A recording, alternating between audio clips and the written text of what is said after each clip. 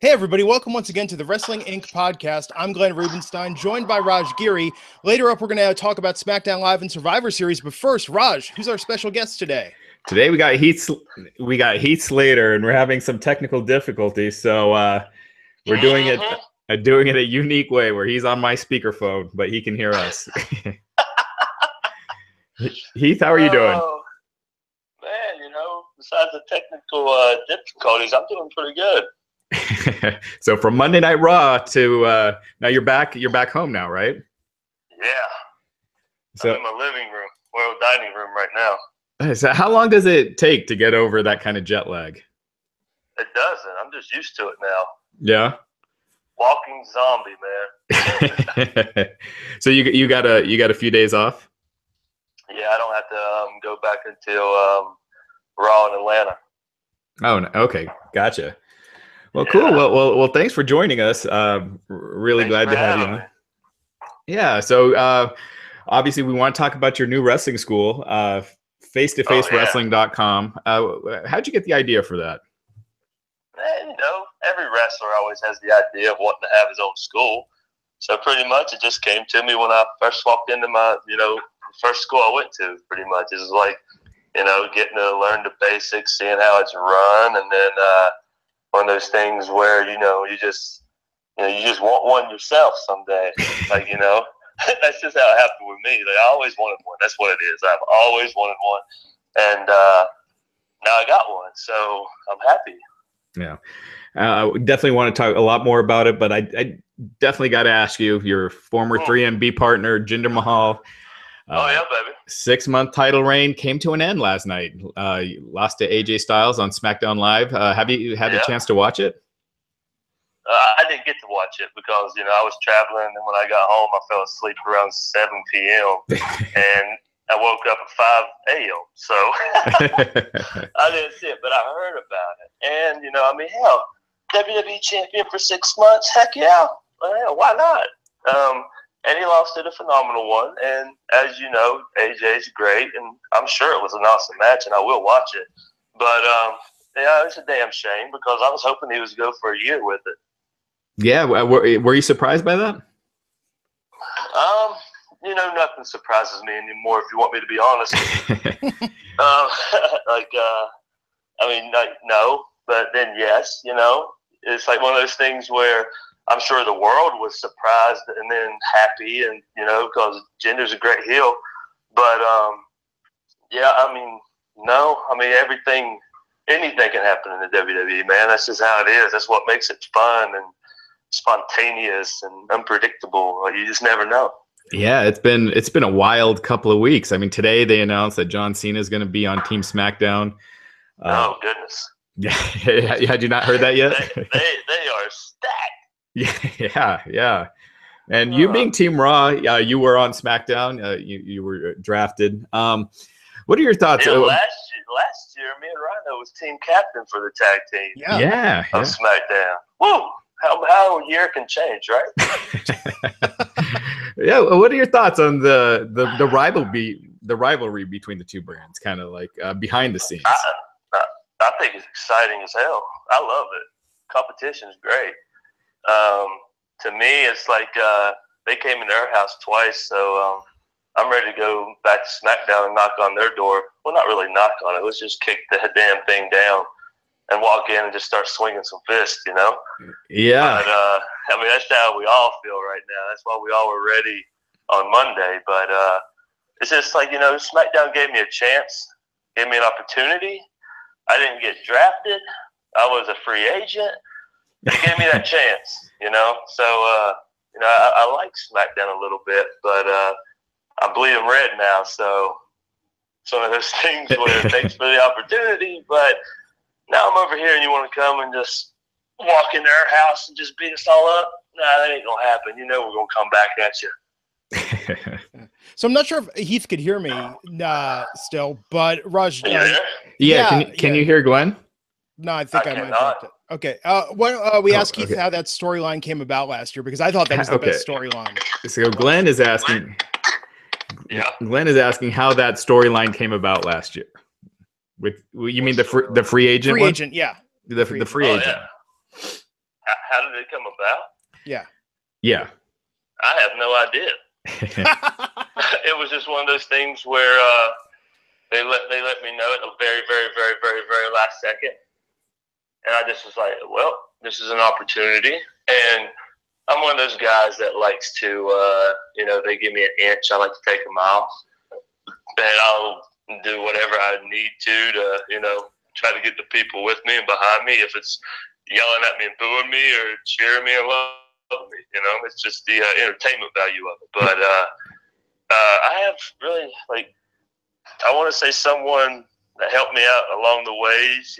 Some of the agents probably pitched that idea and knew that I'd make it good. I don't know.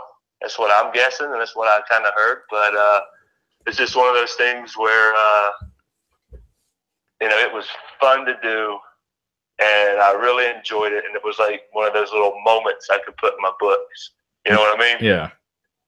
It was a lot of damn fun, if you want me to be honest. I really wished it would have went longer. Just interrupting everything, being a little unpredictable rebel. I mean, shit, that's a lot of fun, being honest. Yeah. So how is that? Real quick, I'm going to try a couple tech hacks. Glenn, can you say something? Yeah, actually, I have. So with that, I hear you. Okay, so I'm sticking my microphone to my. Okay, how about me, Heath? Can you hear me now? We got a hack. I can hear you, but you sound very far away. Okay, I'll speak in the mic. So how did that feel when at SummerSlam last year, people were chanting, "We want Slater"? You found yourself in the ring with Brock Lesnar.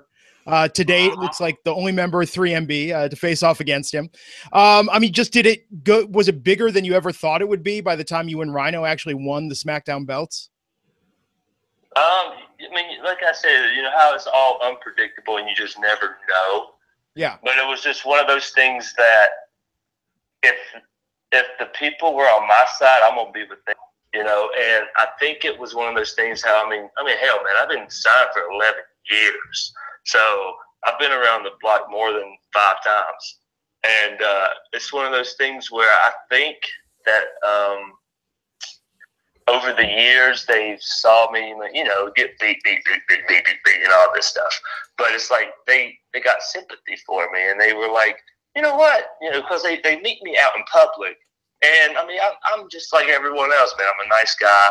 I like to, say hello to everyone. I'm a people person. But I think they just had sympathy for me, man. And they were like, oh, no, not Slater. Come on. And then with me being that, busting out and just acting, rebellious and stuff, but being like cool with it a little bit. And the people were like, yeah, Slater, we love you. It was awesome. It was a great feeling. There ain't no better feeling. I wish I can do it again. It does seem like whenever they put you in something like that, in a storyline, whether it's with, teaming with Rhyno or the Social Outcasts or 3MB, it gets over. Like, the fans love it. It's really entertaining. And honestly, this is what you got to do. Whatever you get, you do the best damn way possible to make it work. That's what you do. And shoot, I was in a band. I can't even play an instrument,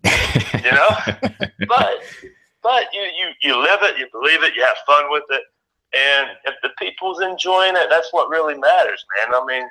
They're the ones that come to the show. They're the ones that watch it. They're the ones that pay good money, for merchandise and stuff. And if I can honestly say, with the people being like, oh, I remember you in Nexus. I remember you in NXT. I remember you in Core, 3OP, all these things, when you wrestled the legends, blah, blah, blah, blah, blah. Like, moments. Moments is what it's about.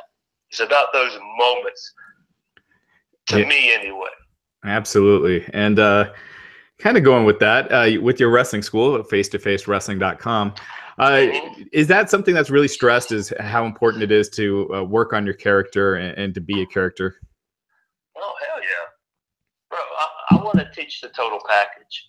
I want you to be able to go out there and cut a promo on anything. I want you to be able to have a gimmick that you're comfortable with and you can make it work. I want you to learn every daggone thing that you can possibly learn, because I'm still learning also. But I got a lot that I've learned that I can teach. So it's one of those things where, I'm trying to always, get the best out of whoever walks in that school. period. That's just the bottom line. And I'm the type of guy that shoots from the hip. And, you know, you got to have tough skin in the business. So if you're doing something wrong, just take good, you know, criticism, because I'll let you know if you are. You know, like I don't want anyone to keep doing something wrong and then they get in habit with it, and next thing you know, they keep doing it, but it's the wrong way of doing it. Like, I mean, you got to have thick skin in the business. I want to make sure everyone can get ready for NXT and WWE and all of that stuff. You know, if you're not ready to go there or not picked up, I can make sure I can give you some pointers and help you out if you want to come to face-to-face. Yeah. And fans have really gotten to see a lot of your journey as far as, you know, the Nexus. Obviously, I'm sure you get questions about that every day. Yeah. NXT before that, and just the foundation, baby. Right? Yeah. Well, where was your original training? Was it? I mean, it was before NXT. It was Atlanta, Georgia, with Mr. Hughes. Mr. Hughes, and he's helping out with your current school, right? Yes, he is. It's like full circle. Yeah, that's wild. And it's kind of crazy. So how was it training with Mr. Hughes in Atlanta? I mean, back when I was a young kid and didn't know anything, it was the best thing in the world. I mean, still I have good memories. You know, I don't have anything bad to say about him. He always did me good. He always helped me out. I mean, hell, he's at the school now. You know what I mean? Yeah. So it's just one of those things where he's always done good with me. So he's taught me the road. He took me on the road. He's the first guy I ever went on the road with. He really took me underneath his wing and helped me as much as he could until I got called up to the farm leagues, because I was on the Indies for like 2 years, and I got called up, and I was in Deep South, and then to, you know, FCW, and then NXT Season 1 on television, and Nexus Core, and there you go. We've talked to you know, some of the other Nexus members. Sound like you guys really had no idea what was happening from show to show. Hell no, we had no idea. Yeah. And literally, you can sit back and watch that season again, and I just laugh. I mean, it's one of those things where I'm just like, we had no clue what was going on, nothing. And it's just one of those things where you had to ad-lib, you had to just go for it. I mean, it was wild, man, and you're on national television. Yeah, and I have to ask about the Nexus angle, or people are going to get pissed. And so that day, you guys, the day before, you had no idea that was coming. Nope, we all thought we were getting fired. So what is that? What is that internal reaction like? What's your feeling inside when you think you're getting fired, and then they tell you what's happening that night? I mean, it was one of those things. Like, you talking about the night of Nexus, like Miami? Yeah. Man, we got there at 2. Waited around. We had no idea what the hell was going on. Like we were just blinded. And then we all went to Vince's office, and he pretty much told us, you know, you guys are going to be a stable, every one of you. You know, you're a young talent. You're going to come in like a gang and destroy everything. So we're all looking around like, what the hell is he talking about right now? And then he'd say, I want you to destroy the people in the ring. I want you to destroy the ring. I want you to just, you know, do everything. And pretty much make sure like a bomb went off in there for you, you know, like kaboom, here we are, ta-da. So pretty much we went down there and beat the hell out of everyone. I mean, including the announcers, the refs, anyone we saw. And we had fun doing it. And, man, it was some fun times, man. The people, oh, my gosh, they hated us. Oh, it was like, you know, you have your rebel crowds, you know, the ones that love the bad guys and the heels and all this. But, my gosh, like, I felt like I was getting, like, food and drinks thrown at me when we would the crowd. I mean, it was like, yes, they hate us. Yeah, it was one of those, like, I feel like there's been like 5 shock and chaos moments, you know, this decade where it's just completely nuts. No one has any idea what's going on. And that's near the top, if not at the top. It was just, no one saw it coming. It was just insane. It was like you just said, no one saw it coming. and we didn't even see it coming. Like, had no idea. And then we had to wear these armbands around everywhere we went, outside, you know, the gyms, the airports. The only time we got to take that thing off is when we came home.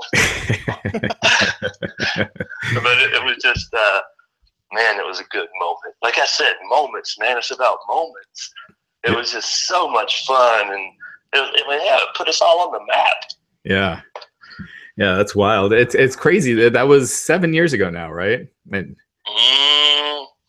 maybe going on 8, but yeah. Yeah. 2010. Yeah, 7 years, yeah. That's crazy. It doesn't feel like that long ago. I know. The reunion would be great if it could happen.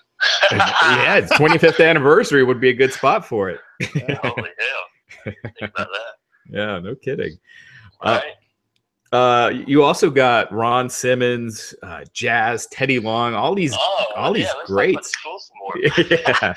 I like going just back and forth. It's very chaotic. It's okay. I can play ping pong.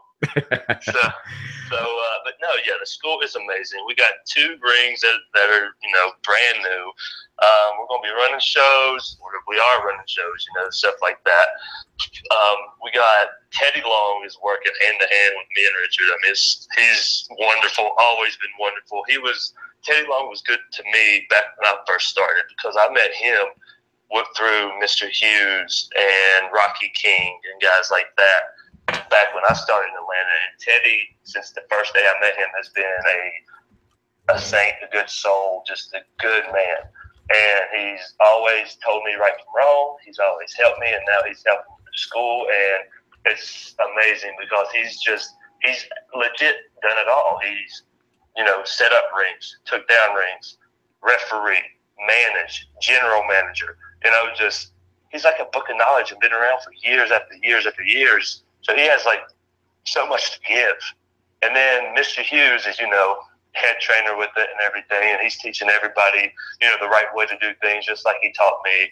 We have Ron Simmons coming in. We have Jazz helping out. I mean, we got over 100 and some years of knowledge that you can come in and get. Yeah, absolutely. Well, and so face-to-face-wrestling.com. When are classes? How can people sign up? You can honestly go to face-to-face-wrestling.com and it tells you everything. Just remember the website. Go there. It has everything on there. And that's face-to-2, face-to-face wrestling. Yes, number 2. All right. The number 2, face-wrestling.com. Gotcha. And so we're getting a lot of questions here in the chat, a lot of questions about Southpaw Regional Wrestling. Pelvis Wesley appearing on Raw. Watch out now, man. I'm coming through. You can fall, man. Was that something you created? Pelvis Wesley? Okay. This is what happened. That Southpaw was like a year in the making. You know, like the .com crew, Dustin and Brian, they're wonderful. 2 guys I love to death, and they are so much fun to work with. And it was like they just wanted to do it, you know, just have fun with it. You know, let's relive the 80s and all that stuff. So next thing you know, a year after they just mentioned it to me, I guess it got approved. So me and Connor from Ascension went to Graceland.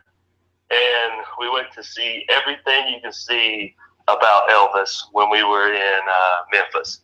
So after that, it was one of those things where they were like, yeah, we got approved to do Southpaw. I'm like, yes, I want to be like an Elvis character. And they're like, okay, well, what are you going to do? I was like, I'm just going to mock Elvis and shake my hips a lot.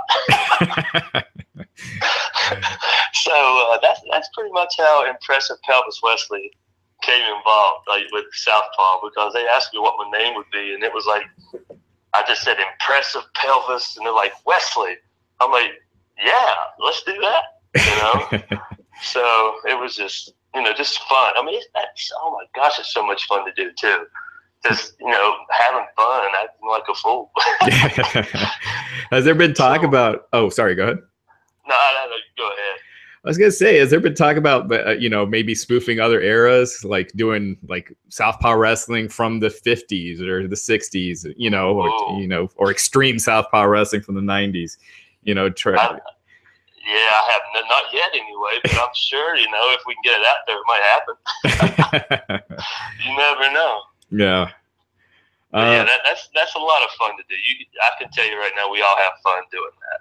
Yeah, it looked like it. It was one of the. I mean, it just took off. It was one of those organic things that just flew on the internet. I'm glad everyone's enjoying it. Do you keep in touch with Jinder and Drew much right now, since they're both different brands, and you know, Drew and NXT? Oh, I mean, yeah, we text each other and everything, you know, like here and there. But I mean, it's not like we talk to each other every day. But you know, it's like every time we talk, we just pick up. You know, it's like we never left off type deal. Yeah. You know what I mean? I mean, hell, we ran the roads together for 2 years straight and just became real close. And you know, I love him to death and everything. But Drew's back killing it. Jinder's back killing it still. You know, I mean, and something's gonna happen where he gets another shot, I'm sure.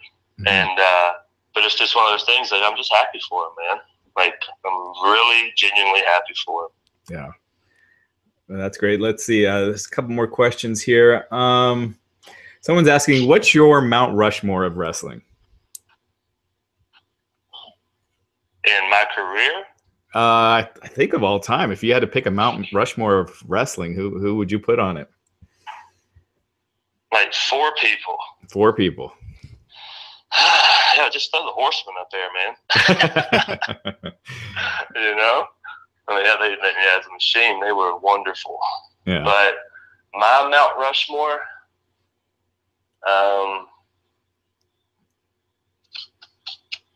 I would probably put Flair, Shawn, Sting.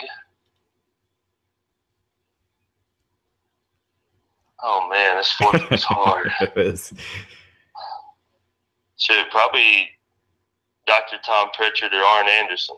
Yeah. And one of them. How about I just do like a Two-Face character and put half and half? just because they're both wonderful and they helped me out a lot and still do. And they were amazing in-ring competitors, like, as, you know, in the ring, psychology, everything. They were wonderful. Yeah. You know, that would probably be mine. Who would be yours? Me? Oh, geez. Yeah. Mine would probably be, I was a big WWF guy in the 80s, so it'd probably be Hogan, yeah. Savage, Flair, and Austin. Of course, I mean, those are amazing too. You know? Yeah, you can't answer wrong, I guess. No, I mean, you got, you know, they're great in their own ways of, you know, while we were kids, while we met them growing up, you know, just all of that. And it's just one of those things where, like, you can ask a million people that, and you're going to have different answers. Absolutely. And what's been your favorite match in WWE? Favorite ever? Yeah. Oh. 3 off the top of my head. SummerSlam, Nexus versus WWE, which we should have won. Mine and Rhyno's match with the Usos when we won the title, just because the storyline was good, the people were behind it, and it was like the roof blew off when we won, and it was such a like chill butt moment. Yeah. And then probably the Money in the Bank when I was in, just because I've always wanted to be in another one and I haven't. And I just love climbing ladders and doing crazy stuff. So I would probably those 3. But man, I haven't watched them back in I don't know how long. Yeah, I should do that. Some people are mentioning how you and Rhyno were killing it on SmackDown. When do we get to see more of you guys on Raw? I think people want to see that. Sure, tell them I'd like to see it too. I don't control it. I have no idea. Yeah. And you mentioned traveling with Jinder and Drew when you were working with them. Do you travel with Rhyno right now a lot, or who do you usually travel? Yeah, we do actually. Yeah, he's a road warrior, man. He's always wants to drive, always wants to drive all the way. Like he's like a night out. Yeah. You know, we watched some documentaries together. He's one hell of a guy, man. Great dude. Yeah, and what was that something that kind of happened organically with with you and him when that started? Or was it kind of the plan was, for you guys to become a tag team when you were doing the free agent stuff? I didn't know until the day of. Wow. Oh yeah. I had no idea. I mean, it's like we find out, just a few hours before you guys, the fans and everything. So it's like we don't know. Yeah. Someone's a question about your school. How many of your kids are you training at your pro wrestling school? Right. Like right now, I mean, we have kids coming in at the end of November, December, and then like 4 signing up at next year. So right now we have, I think, like 6 in there, doing their thing. But we're gonna have, I don't know, 12, 13 by the start of next year, something like that. Wow. That's great. So it's going, but I mean, it always starts out slow, and then you got to get it, noticed, and have people hear about it, and then when they hear about it, they get interested, and when they get interested, they might want to do it. Right. So it's just one of those things. Remember, Phase 2, the number 2, Phase Wrestling.com. Number 2, and what's the address? Oh no. You have to ask Richard that.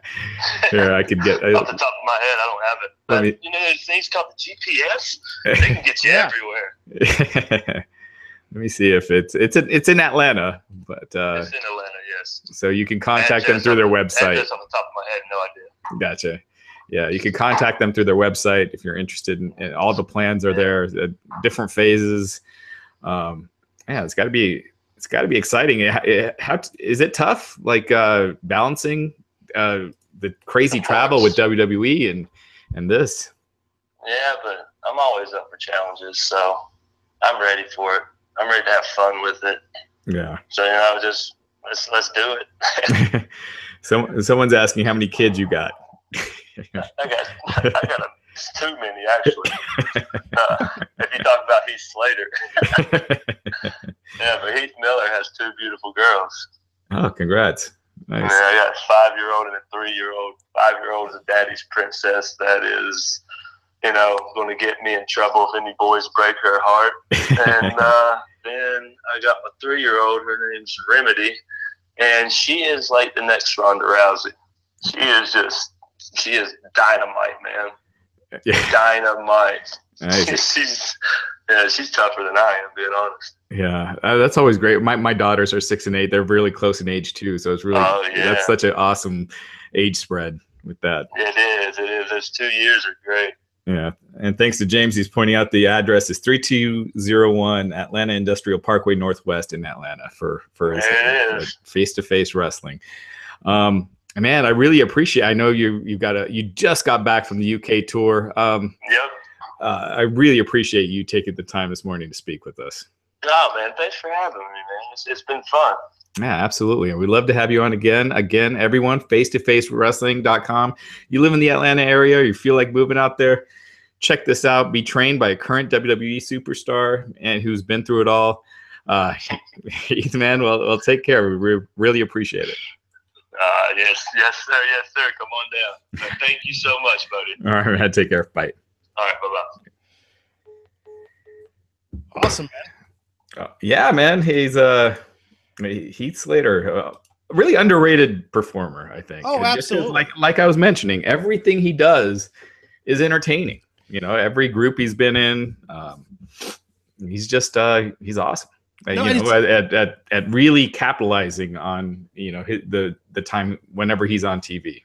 Absolutely. And really what's remarkable about his storyline last year is when's the last time we got that much motivation and development outside of the ring from a WWE superstar?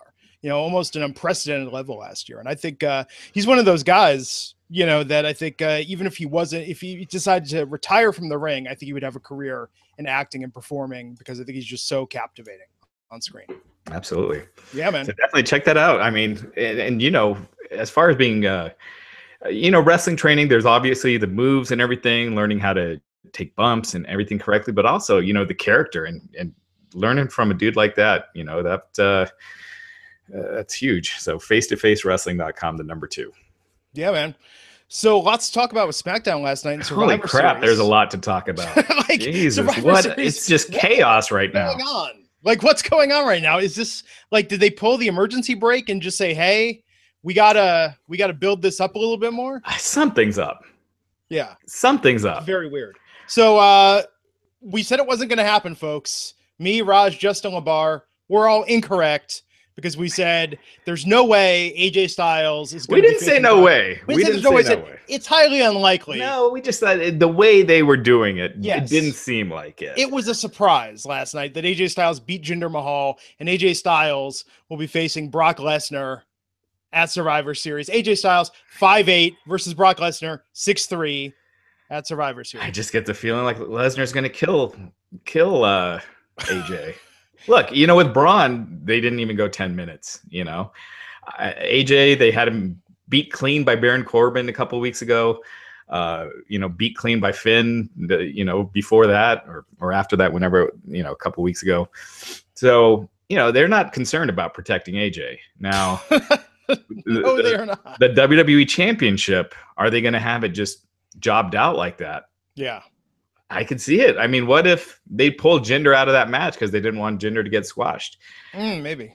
I don't think that's it, because so much has changed, it definitely seems like there's more to the story. We're going to try to be on it. We'll try to be on it. Anything that we do find out or anything that comes out, Yeah, who knows what's going to happen? I mean, we've still got a week and a half to go.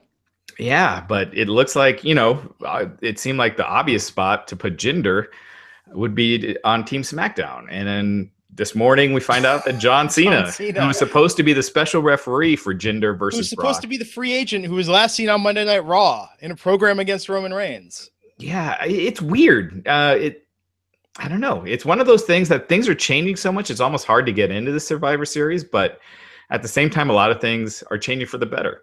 Yeah.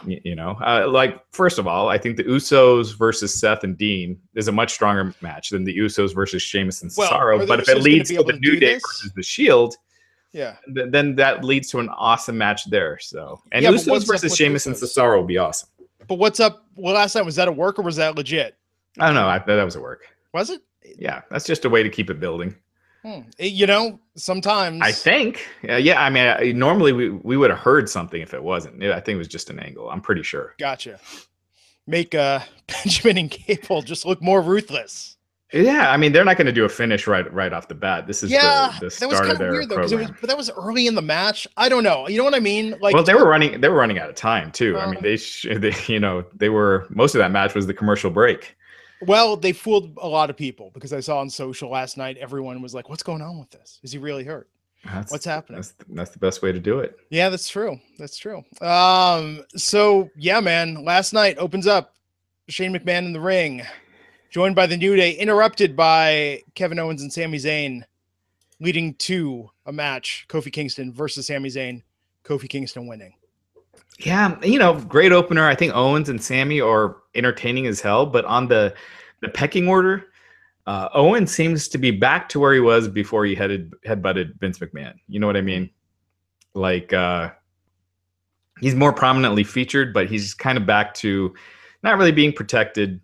You could tell they're not building up, for a little bit there. It looked like maybe they were going to do Triple H and Owens at WrestleMania. Sure. But this is the season where you really start protecting the guys that's going to face Triple H. And I think it's probably going to be Triple H and Kurt Angle. That's what I'm hearing. But it looks like Owens is just kind of back to, Yeah, it's weird they give him this hot storyline with Sami Zayn after Hell in a Cell, and now they don't really have a Survivor Series storyline. They could play spoilers.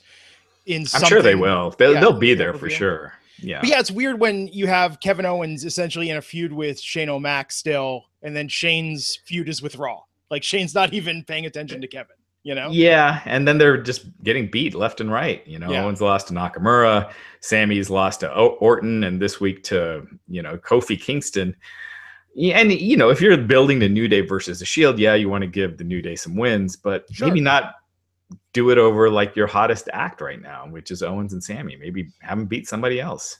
Yeah, man. Corbin in a non-title match. Ty Dillinger was just hanging out backstage. He would have been happy to come out there. Right. Yeah. There's a lot of people you could beat. I mean, it's weird right now. SmackDown's a very, very weird show at the moment is because if you were to ask me week to week, like who are the stars of the show, it doesn't seem like that's a lot of who you're seeing and pushing. I mean, Jinder, like love him or hate him right now, they've definitely made him a main attraction.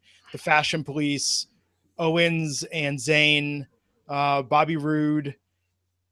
But well, yeah, the biggest star on SmackDown from a name perspective is Randy Orton. And he's kind of like not doing anything. I mean, he was, he's in the Survivor Series match, but he's not really in a strong feud or anything. I mean, unless the Rusev thing, I guess, I don't even know if you could consider it going when Orton's beaten him so convincingly. Yeah, and AJ Styles, I feel like it's just been, since they took the U.S. title off of him, it's just been lost in the shuffle. And now, great, he's the champ again, but I don't know. Last time that seemed to stall out as well. And he doesn't even have Dean this time to go against. So there's no hot feud. I mean, AJ versus Owens would be great, but I don't think they're going to go that direction. Yeah, unless, we'll run down some theories on what's going on with Jinder and AJ after this. Because the theories, what's going on with the WWE? It could be just a way to shake up things at the top on SmackDown, like take the title off of Jinder, have Jinder regain it in India. We talked about that last week. Well, and here's the crazy part. Next week, 2 more title matches. The women's title's on the line on SmackDown, and isn't the U.S. title on the line for SmackDown next week also? What was it? It's definitely the women's title. Yeah, I think you're right. It's 2 title matches next week. Let me double check. So Survivor Series could be an entirely different card, even than it is today. Yes, it could be. But I mean, it's not out of the question that, they beat Natalya, and Charlotte wins the belt. Why are they doing this match otherwise? Why not wait until the pay-per-view? Charlotte versus Alexa would be great, although you have a similar height problem that you have to AJ versus Brock. I think Charlotte and Alexa a little kind of mismatched. Yeah, by doing all these changes, you're not having a build to any of these matches, Like, there's things you can do even with them being on separate brands. Like you could do the split screen stuff that they do like in UFC to build a fight, with the 2 champions going back and forth. They're not doing any of that. And if they do change that belt, people that only watch Raw are not even going to know that match or those 2 matches. I can't see Sin Cara beating Baron Corbin, but Sin Cara versus The Miz, Raj. It's a once in a lifetime dream match. Yeah, we've been waiting for it. They're giving it away at Survivor Series. They should be, waiting for Mania. Have people been forwarding you these WWE Fan Council surveys? Yeah, I've been getting them. It seemed like they sent out a lot of them about what you thought of Hell in a Cell, what you thought of SmackDown storylines, a lot of stuff about what do you think about Survivor Series. I haven't checked out the latest one. The last one I checked out was the one that had the questions about GFW and. Oh no, there have been a couple since. One was about Survivor Series. What are you looking forward to? Mm-hmm. But just also like ranking your interest in each individual match, and I'm sure. I fill them out honestly. I always say they're going to rue the day that they put me on the Fan Council because I give them my honest opinion. But the last couple ones, one was about like Komen, about Susan G. Komen and their partnership with them, and then one was about it's about like gambling and like do you play the lottery and like other sort of. I think it was like a licensing thing. But with Survivor Series, they wanted to know a lot about how you felt about specific matches. My guess is, as the card was originally announced, most people were not that excited for Survivor Series. Yeah, probably, but honestly, what different? Yeah, it is good to make the card as strong as possible. If you want it to be one of your big 4, one of your 4 tentpole events, you definitely want to throw everything at it. Especially if there's going to be less pay-per-views next year. But why not do it earlier so you could build these matches better? The WWE is not really known for planning ahead and playing the long game when it comes to story. And that works both ways, right? To an extent, unless they still do Roman and Brock, which has been planned for a year at Mania. Wasn't that supposed to be the plan? But with like Roman Reigns is a little different. I feel like Roman Reigns is the only one that they have a multi-year plan for. Everything else seems like what does Vince feel like that? Or creative had this idea. Or, sorry guys, it turns out the Emelina thing's not going to work. Let's scrap it. So I don't know, man. But yeah, it's just a weird time right now with SmackDown. I feel like I have no clue what's going on. But unpredictable can be good. Man, I miss talking smack. I miss having some additional context for this because I feel like they could be having some good conversations about all this. But last night, Rusev versus Randy Orton. I will say, Raj, that moment happened last night when Aiden English was out there doing the Rusev singing introduction. Remember we talk about those cringe moments when someone that's not a wrestling fan is in the room during a segment? And that was one. All right, guys, real quick. Okay. So, yeah, obviously there's people speculating that Jinder losing was an injury or a wellness violation, wellness policy violation. So Jinder posted this on Instagram just today. This morning. Moments ago. To AJ Styles, you are the better man for one night. 6 months I held the WWE Championship, defended it countless times all over the world. I will one day raise the title again. To my haters and wrestling insiders, this was not an experiment. I'm not injured. I have not violated the wellness policy. So keep throwing shade my way. It only motivates me. So so I mean, he wouldn't be writing that if it was any of that. So what? But like, think about the last time a champion had to explain a defeat as saying, like, guys, this wasn't to cover for something else. Well, to say, I legitimately lost. Well, when it's changed within a day, obviously it raises red flags. So I would have done it for anyone. If Brock Lesnar, all of a sudden, they're like, oh, he's wrestling on Raw Monday, and then he loses the title. Whoever it is, when it's that quick of a decision, it's going to Brock would have just released a statement saying everyone can't deal with what a jacked white boy I am. Right, just get over it. No, Brock wouldn't care, but Brock would not care. Awesome. So last night, Aiden English singing intro Rusev. I was waiting for that to end. I had someone who's not a wrestling fan. But I had someone not a wrestling fan in the room for that. Oh, gotcha. Just giving me that look like, this is what you have to be home to watch every week? Like, this is why you can't, this is why I had to come to you? Is because you couldn't leave because of this? Yeah, it's hit or miss, folks, week to week. But Rusev versus Randy Orton. Randy Orton picking up the win. How's this feud help Rusev? It doesn't. It does not. Well, the feud that they're going to after Survivor Series is New Day versus Aiden English and Rusev. Okay. So I think they're just treading water until after Survivor Series because they need to, make the New Day strong if they're facing the Shield. And again, they haven't officially announced the Shield versus New Day. And if somehow, but you got to figure Roman's cleared if he's coming back on Monday. He's not getting checked out there. So, yeah. Yeah. Battle of the Sexes last night. Becky Lynch versus James Ellsworth. An intergender match or mixed gender match with some contact. This was not as soft as people thought it was going to be. When was Ellsworth's last match? When he went for the championship against AJ Styles. That was like a year ago, wasn't it? Yeah, I want to say. I don't think he's wrestled anything since then, has he? I don't think so. Ellsworth's trying to, do some recycled Andy Kaufman stuff here. It just came across as so forced. And Ellsworth, cheesy. you were no Andy Kaufman. You're no Andy Kaufman. You're not even Jim Carrey doing Andy Kaufman. Yeah, I was interested to see how they're, how they were going to let this match go. Being in the PG era, they don't allow man-on-women violence now, and they didn't really have it, but they went a long time. Yeah. So I was kind of surprised by that. The most hurtful thing Ellsworth did was, the pushes to Becky that sent her out of the ring. But yeah, that was more than I expected. But man, I tweeted this last night. This is Becky's first feud this is her only feud this year. This is her only feud since Alexa Bliss. I mean, I really don't count her and Mickie James. That never really got going. But yeah, for Becky, this has been it. Becky and Ellsworth. And it's over, apparently. Oh, I'm sure there'll be a rematch. They could have done it. They 2 out of 3 falls match. Yeah, we'll have to speculate what the December 60-minute iron person match. Yeah, I don't know about that, but I think it's bad when you present Ellsworth as a joke, and it takes Becky that long to beat him. Yeah. Oh my God, I mean, good for Becky, right?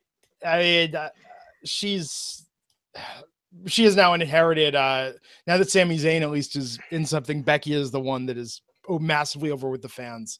That's just being slept on by creative. But I'm sure in creative's mind, this is like a big opportunity for her. Yeah. Sure, Tamina would have killed for this opportunity. Yeah, but it should have been like a 2-minute match. But regardless, they need to, especially when you have plenty of time. I mean, you have plenty of other segments that could use the time. So There's no need for it to really go this long. But regardless, whatever. It was. Yeah, I thought this whole episode of SmackDown was fun to watch, but nothing really stuck other than obviously AJ and Jinder. So Shelton Benjamin and Chad Gable. Wait. Did you skip over the Bludgeon Brothers promo? Oh, did I? Glenn. Bludgeon Brothers. I try not to pay too close of attention during those promos. The non-wrestling fan was still in the room at that point. And again, I got another. You switch the channel real quick. I seriously wanted to, because it was just like I swear to God, this is not indicative of pro wrestling or the WWE. I hope it's something that's supposed to be campy, cheesy, because if it's supposed to be scary or intimidating, it's not working. No, it is not. It's very throwback to a bygone era. It's very Southpaw. Yeah, it's very Southpaw. Oh man. So the Usos. They had the women out there real quick. Charlotte, and we'll talk a little bit about the Ric Flair documentary, but Charlotte, she was so larger than life as a heel on Raw, and she just blends in kind of with everyone out there. It's just kind of I hope they can get her going again, and maybe next week they do. Well, that's part of the problem, is that SmackDown doesn't do individual women's storylines. I mean, it's the division. You know, it's either, I mean, to the casual fan watching, you'd think that the SmackDown women's division was a group like the Spice Girls. Yeah. Like, they always travel together. They always perform together in matches. Yeah, the one week where one of the women has a singles match, it's against a man, and all the women are just pumped out on the outside anyway. So really, it should just be a faction. In fact, they should do nothing but mixed gender matches and just have the women's division like taking on the men's division one at a time. Yeah, it's like the TNA X division back in the day, where it's the same group of guys wrestling each other in multi-person matches. Yeah, it's ridiculous, especially now that Raw is actually doing a good job with separating its women's storylines. Yeah. So the Usos, that probably was a work, could have been a real injury. Who knows? Pretty positive it was a work. I think the Usos are working today. So, well, there you go. On a Wednesday. Yeah, they're still overseas. They got their tour still for the rest of the week. Wow, that's crazy. So Raw got to come back. So Benjamin and Gable won by count out, and we will see. We will see where that goes. Post Survivor Series. Yeah. So today, did you say Raw got to come back? Well, I'm assuming because Heath Slater was. No. So some people got to come back. But they switched the lineups because of Roman Reigns and all the stuff going on. So Heath, some people got brought back after Raw Monday night, and Heath was one of them. But yeah, Raw is actually in Germany tonight. Oh, nice. Or today. So that show's going to start soon. While SmackDown is in Leeds, England. There you have it. And so we should have it confirmed beyond the shadow of a doubt within a few hours what's up with the Usos. Although they could keep him off a live event to keep kayfabe. I don't think they'll do that. Yeah. They don't care that much. If he doesn't show up, he's really injured. Nothing is sacred anymore. So yeah, man. Yeah, especially these overseas events. They're really trying to keep the advertised talent. There. Well, those are huge, right? I mean, the WWE goes overseas maybe twice a year. Right. Yeah. So you got Triple H wrestling, Kurt Angle wrestling. Kurt Angle wrestled his first WWE live event yesterday. Wow. Teaming with The Shield. So, yeah. So, did you see the promo for Damnation with Luke Harper? So the same show where you're trying to present him as this scary horror movie villain, and then you have him talking about his role on Damnation. It's a disconnect. But I like how even though Damnation takes place 100 and some odd years ago, Luke Harper looks exactly the same, dressed exactly the same. Like there's no difference. Yeah. Luke Harper has a cool look. I wish they'd do something with him. They're just wasting him. We'll see. I'll actually tune into Damnation. I'm curious about the show because they promoted the hell out of it. But the promos look cool, but I can't add another show to my lineup. I know they didn't get me with Queen of the South, even with that rap video they were using to promote it. So, but maybe Damnation will work in. Oh, by the way, thanks to everyone on Twitter the other night. Chris retweeted me on the Wrestling Inc. feed about cord cutters and what they're using to watch WWE. So I'm officially cutting the cord this weekend. And I think, Raj, you're using PlayStation View, right? Yeah, I actually have to use two because PlayStation View in Colorado, they showed the raw West Coast feed, so it's 3 hours later. Oh, that's interesting. Yeah, so it's annoying as hell. So yeah, if you go to PlayStation View, you're going to get the West Coast feed. Okay, well that's Is good. that what So you're thinking? Is that what you were thinking of? I was contemplating what are you using for the East Coast feed? So I do PlayStation Live for pretty much everything. Okay. And then Sling TV shows the actual East Coast feed. I don't know if they'll do it if you live in California. Do those trials before you switch. Okay, I will check that out this week. Got to get rid of Comcast for TV, man. Yeah, I mean, see, that's the thing now when you're talking about cord cutting, because it's still technically kind of like cable, but you're watching it because it's live cable channels. It's not like you're watching specific things. You know what I mean? Mm-hmm. But you're not going through the traditional realm of cable or satellite. So you know what it is? I can see that taking off huge. I was thinking about it where I was like, oh, it's only $20 extra to get TV with the internet service through Comcast. But then that's all those hidden fees that you get, the broadcast carriage fee, the DVR fee. That's where all the hidden fees go, is in the live TV portion. Yep, and we have 5 TVs in our house, and we had DirecTV, and so each of those genies cost extra, and then all the fees, and every year you have to threaten to cancel to get a new promotion. Yeah, it's absurd. So I'm thinking about, so maybe I'll go with Sling then, because I got to do something with this. I just want to be nimble because, hey, look, 4K streaming is probably going to start to roll out in the next year. I don't want to be beholden to 1-2 year contract, given where we're at with technology. Yep, just check it out first. But no, I definitely will. And DirecTV now, they might have USA Network, the live version. That's good to know. Yeah, because Comcast, I can get the East Coast feed online. But yeah, I'm streaming Comcast, which is kind of a funny roundabout way to go. So our old Sean Ross Sapp asking, how is PlayStation View outside of the West Coast feed stuff? I think it's great. Wait, did Sean just text you to ask? Yeah, he's watching the podcast. Sean. Yeah, so Sean, it's great. I watch everything, NFL Network. If you're a football fan, pretty much everything is on there. So, and you get local channels. The only one that's not on there for us is ABC, but that stuff's on demand anyway. So, yeah, well, I'll figure it out to make sure that it does not interrupt my podcast schedule. That's for sure. Speaking of which, I would have opened the top of the show with this otherwise, but oh my God, Matt Morgan won last night. Matt Morgan, congrats. Yeah, congrats. Our own Matt Morgan, yeah. It's huge. Yeah, definitely. Longwood City Commissioner? Commissioner Morgan. Like Commissioner Morgan, different. So adding another thing that he needs to do. So I saw that. He wasn't busy before. Feed. But no, that's great. Props to him, man. I mean, he really, really worked hard for this, knocking on doors, doing a ton of media. He wanted big. He had 58, 59% of the vote. Yeah, that's decisive, man, for Longwood, Florida. So that's awesome. Congrats to him. And we'll get the lowdown on what that means from him, I'm sure, Monday night on Wrestling Inc. But let's talk about the other surprising victory last night. Second only to Matt Morgan. And he also tweeted about it, said what goes around does actually come back around in politics. Yeah. Who knew? We shocked the world.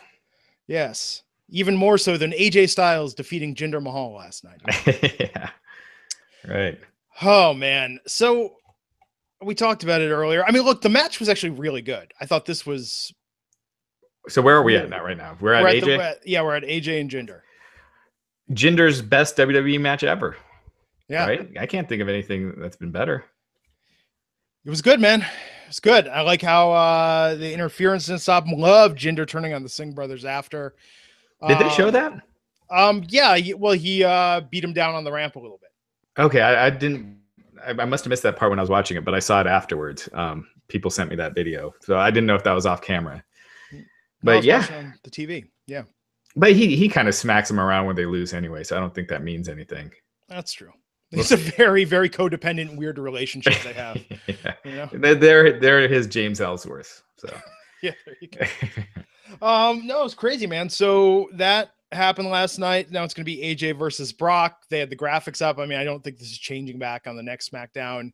In fact, here's a thought. Maybe Jinder interferes with this match somehow, so we do not have a conclusive victor between Brock and AJ. Could. Kind of protects AJ if that's how AJ loses. The Jinder gets his revenge. Well, let's it could be. We'll talk our theories when we're done with SmackDown. Yeah, well, I mean that was the last segment. Okay. Well, hey, let's jump into it. First off, really good match. For AJ, it was a really good match. Or AJ has them all the time. Jinder, I thought it was the best match of his career. And this was what I was saying from the beginning. Like, if they would have pushed him starting slow and maybe build up to working with AJ and get that experience before pushing him to the top, fans would have bought into that more. And I'm not saying he's done this, this could be, like we said, this could be a way that they don't want to squash him by Brock. And they felt it was okay to just, squash AJ. If it's not a wellness thing, like he's saying, and it's not an injury, then yeah, it could be that. It could be that they just wanted to shake things up at the top and Jinder wins it back at the December pay-per-view. Or, they just felt like Jinder at the top wasn't working. It seems like it would be odd to do it weeks away from when they're going to India to just pull the plug like that. So I don't think that's it. But it could always win it back there. He could always win it back there. I mean, that would be a big story, and that definitely could be it. Because the India tour is December 8th and 9th. And let me see. When's the next WWE pay-per-view? When's Clash of Champions? That's mid-December, right? Yeah, I think it's like, but it's, it's basically mid-December. Yeah, December 17th. So it's after the tour of India. So it's not like Jinder could win it back and defend it. Oh, no, but he can't win it in India if he's facing Kevin Owens. Yeah, you're right. So maybe he wins it back before they go to India. Hey, it just seems weird that they would pull the plug when it really doesn't matter on subscriptions as it's shown. I don't see AJ versus Brock making a difference with people watching the Survivor Series and, Brock and Jinder. Because we've seen like the last quarter, the growth in subscriptions was the same as the year before, even though they had the big fatal four-way at SummerSlam and Brock versus Strowman, Brock versus Samoa Joe. So anyway. Yeah. Oh man. So much could change given this. Speaking of which, isn't it weird? I don't know about you. I was reading something online. Somebody posted about the last time the WWE titles changed hands on TV. And it's funny that 2 back-to-back nights, because it had been about almost half a year since it happened. When was the last time that the WWE title changed hands and it wasn't live? Yeah. And this was apparently, they were saying the first time it's happened overseas. Overseas, yeah. But the first time that it wasn't live, I can't even remember the last time. I mean, I'm thinking you had Diesel when he beat Bob Backlund. That was like 95. So it's been a while. Yeah. Anything can happen. And hey, the UK fans, you're not going to get a pay-per-view, but you got a title change. So. Yeah. And when the tour started, no one saw that coming. Yeah, I mean, this literally changes everything in the lead up to Survivor Series. So man, that and Cena's on Team SmackDown. Cena's Team SmackDown. So another big change. They never announced. So, lucky for them, they never announced Cena as the special referee. So yeah, that completely changed, stuff at the top. So Cena was supposed to be the referee for Jinder versus Lesnar. And I think everyone assumed that something would happen there that would lead to Jinder and Cena at WrestleMania. Who knows now? It's kind of cool not knowing that everything's in chaos because, it's not so predictable. So it's kind of awesome. That's true. It is not predictable. So we'll see, man. Crazy time right now. Who wins that match? No. What SmackDown Raw versus SmackDown. I think maybe Brock gets the win over AJ and Team SmackDown wins over Raw. Yeah, I can't fathom AJ beating Brock. So, and if they have Raw beat SmackDown on top of that, even if SmackDown wins the rest of the matches that night, which I doubt it, I'm sure the Shield will beat the New Day. But they've kind of said, like, if Raw loses, Kurt Angle, is getting fired pretty much. Oh, that's true. Well, but then again, that could be a step in the storyline with Triple H. Yeah. Cena versus, in the teams, what I'm really interested in seeing that 5-on-5 is Cena versus Braun. Yeah, they did that on TV, remember? Yeah. In a throwaway match. But I know, which is amazing because that could have been every, but that is, I think, going to be the big face-off of this. I think Cena and Angle will be the big face-off. Yeah. You know, like Cena's first TV match was with Kurt Angle. Actually, I kind of like to see Nakamura and Braun. That would be. Yeah, I don't know. I don't know about that dynamic. I think Braun would just throw him around. See, I think Nakamura could tell a really good story with that. If they had a feud, but I think with how they're pushing Braun right now as this monster, I don't think they'd give Nakamura much. Actually, but I agree. Well, you know what it reminds me of is think about all the great 80s martial arts exploitation films of our time, and you would see that. You would see the fighting master who is smaller and nimble come up against the big, like, brawler type guy. And I always love those segments in the movies where he does the thing where he like hits them and the guy doesn't react, and then he's got to find a way to sort of outsmart him in the ring. I think Nakamura and Braun could have that dynamic. Yeah.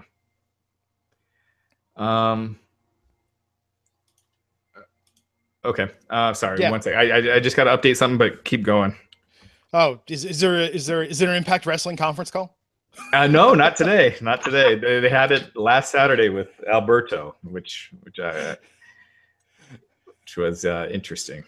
Yeah, man. We discussed it on Monday's podcast.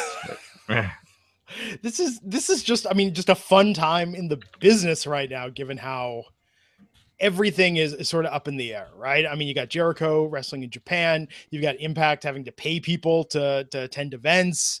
You've got the WWE scrambling and changing and what's funny about this is it's not like Roman is going to be out still, which would have been the cover for like, oh, we got to rebuild Survivor Series. Roman's not going to be there. We're missing part of the roster. It's like, no, Roman's going to be back and we're still redoing the whole thing 10 days out. Yeah. It's unpredictable, man, which is good. Yeah. You know, better than that feeling of inevitability. I did not watch the ESPN 30 for 30 on Ric Flair last night. Did you check that out? I did. Well, one thing that I wonder if WWE, with how much buzz TLC got with Kurt Angle being added at the last minute, maybe they're like, hey, it's just chaos, and that might help Survivor Series. You know, the hype on Survivor Series. You never know, right? As opposed to just sticking with a static state heading into the show. So. Well, especially with this idea of less pay-per-views next year. So I don't know if that's true. I think Dave Meltzer reported, mentioned it on Wrestling Observer Radio. I think he's just misremembering that there was only one pay-per-view per month until June this year as well. Because he said through May. And this month we only had 3 months with 2 branded pay-per-views. I mean, we had 2 pay-per-views in April, but one was WrestleMania and the other was a Raw show. But payback. Yeah, so we had 6 Raw, 6 SmackDown, 4 co-branded. I'm guessing it's going to be the same next year. Those dual month pay-per-views, brutal. It seemed like they all happened right in a row. So it seemed like from May until SummerSlam, we just had boom, boom, boom, boom, boom. Yeah, the one thing I could see them doing, because they had 2 pay-per-views in June, 2 pay-per-views in July. I could see them cutting that down to 1 in June and 1 in July, with Raw getting 1, SmackDown getting the other. Kids are out of school, man. Kids love to spend money on pay cable special events. Right, but I think they're in the red with these. Which makes sense now that we don't have the cable. This isn't like the days of In Your House, where it's like we just gotta keep doing this. Right. If it's not adding subscribers, then why do it?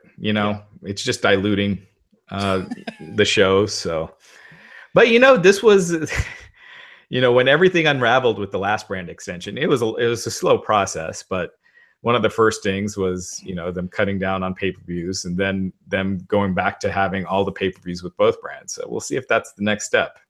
I mean, they're making, again, most profitable quarter. It seems like this austerity era with the brand splits working. Yeah, for now. For now, for sure, but they're weakening SmackDown by the month. And they keep weakening it. People are going to stop going to those shows. And, they don't have to worry about pay-per-view numbers that much now, but people stop going to the live events. It's that's the next step to making changes again. And when we look back, we will say it all began to go down when they canceled Talking Smack. That was the domino. That's been going in a sense, popularity wise, it's been going down a lot longer than that. But with SmackDown, I'm telling you, I really feel like that was a big part of the key to SmackDown's initial success. It gave the brand its own identity that it kind of still has, like it's coasting on that, but it's not the same. SmackDown just doesn't have any stars anymore. Like when they first did the brand extension, they had Cena come over, and you had Dean Ambrose, and who was the champion. And so, in theory, it was close to balanced at the top, and now it's not anywhere near close. Yeah, but it made you more invested in the people they had. I think I totally agree. I think that's one of the reasons why people favored SmackDown so much online, was because that show helped get the characters more over, and some of the most entertaining stuff of the night, on those Tuesday nights would be on that show. Yeah, I mean, it's different now, so we'll see what happens post Survivor Series and with 2018 plans. So how was the Ric Flair doc last night? So I thought it was very entertaining. I think if you're a fan of Ric Flair, there's not going to be too much in there that you don't know. But when it's all put together, Chris mentioned this on our Twitter last night, but you could make this a 6-episode miniseries just because there's so much in his career that you just feel like it just scratches the surface almost. But yeah, I mean, the stuff with Reed is really sad. But it's an easy watch. It flies by. The things that I thought were interesting was Flair talking about how so Flair mentioned he was adopted. That was one thing I always forgot about, that Flair was adopted, didn't know his birth mother. His parents didn't tell him until he was 10, but he said he didn't care when he found out. He talked about almost going to WWF in 86 and 88. I remember in 1988, they wanted to put him against Randy Savage at SummerSlam 88. They wanted that main event, but it didn't work out. 86, I'm totally forgetting about. I don't know if that's WrestleMania 2. They wanted him with Hogan. So yeah, that would have been at WrestleMania 2. Yeah. And he was talking about how he throws his work punches, and he hung a string from the ceiling. And so he would punch at that string for 3 years until he would miss, until he's missing the string completely. So he wanted to make sure that, get as close as you can without hitting the string. And I thought that was a really cool thing, but it definitely check it out. It's awesome, I thought. Now I'm looking forward to watching it after SmackDown last night. I even missed your text about Matt. I'd seen that earlier. I was such an old man last night. I think I went to bed at like 7:45 last night. I was like, I just need to go to sleep right now. Yeah. But now I'm going to try and check out the Ric Flair doc this week. Yeah. Cool, man. Hell of a podcast today. Thanks to Heath Slater. A lot of stuff. Thanks, Heath Slater. Yeah, that was awesome. He's a great guest. Heath Slater is exactly how I thought he would be, and that warms my heart. Yeah. No, he's a lot of fun. Yeah, man. Cool. So yeah, face to face, face wrestling.com. And we'll be back Monday night, hopefully with Mr. Matt Morgan, Longwood Commissioner-elect Matt Morgan, because I don't believe he's taken the office yet. Monday to talk about Monday Night Raw, the go home for Survivor Series. Raj, what should people look for on the site in the coming days? We had exclusive interviews lately with $1 Million Man Ted DiBiase, Lanny Poffo, more stuff from the conference call with Alberto El Patron, the questions that I asked him regarding Jeff Jarrett leaving Impact, Paige's WWE training. He answered that. We posted that yesterday. Just tons of stuff. So, it's been a just crazy busy week. So it's going to stay like that. I mean, I think we've had like 100 articles just in the last 3 days. Awesome, man. Stay tuned to Wrestling Inc. for all the latest. I'm Glenn Rubenstein. You can find me on Twitter under my name. And we'll see you back here, folks, next week on the Wrestling Inc. podcast. Take care.